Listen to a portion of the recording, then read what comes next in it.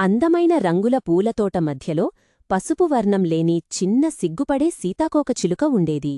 చుట్టూ మెరిసే గులాబీలు, సూర్యకాంతులు, తులిప్పూల మధ్య ఆ సీతాకోకచిలుక తనను తాను నిరుత్సాహంగా భావించేది.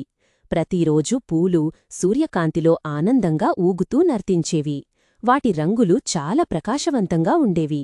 చిన్న సీతాకోకచిలుక మాత్రం ఆకుల వెనక దాగి నేనిక్కడికి సరిపోను అని అనుకునేది.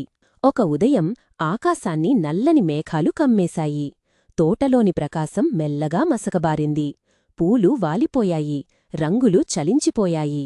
అది చూసి చిన్న సీతాకోకచిలుక ధైర్యంగా బయటకు వచ్చింది. తోట అంతా ఎగిరిపోతూ దాని మృదువైన రెక్కలనుంచి మెరుస్తున్న కాంతి చిమ్మింది. ఆ కాంతితో రంగులు మళ్లీ మరింత అందంగా తిరిగివచ్చాయి. పూలు మళ్లీ నిటారుగా నిలబడ్డాయి. తోట ఆనందంతో వెలిగిపోయింది. మొదటిసారి ఆ సీతాకోకచిలుక చిరునవ్వు చిందించింది. పిల్లలూ, ఇంకా ఇలాంటి సరదా కథలు చూడాలంటే మన ఛానల్ని సబ్స్క్రైబ్ చేయండి.